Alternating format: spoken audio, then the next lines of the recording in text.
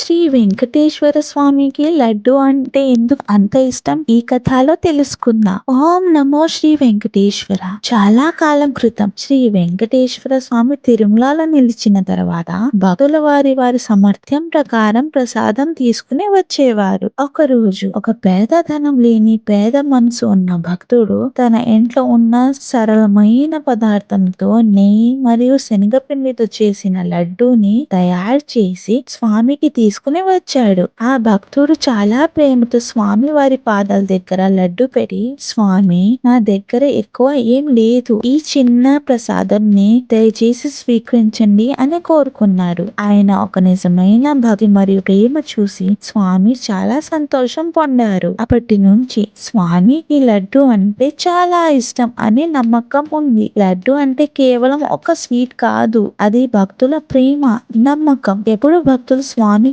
లడ్డు సమర్పిస్తారో వాళ్ళు తన జీవితంలో ఉన్న సంతోషం మరియు మధురైన స్వామికి అర్పిస్తారని భావన ఉంటుంది. అందుకే తిరుమల లడ్డు ప్రసాదం ప్రపంచమంతా ప్రసిద్ధి పొందింది. ఇప్పటికీ కూడా ప్రతి భక్తుడు ఆ లడ్డూని స్వామి వారి ఆశీర్వాదంగా భావించుకుని భక్తితో స్వీకరిస్తారు. గోవిందా గోవిందా.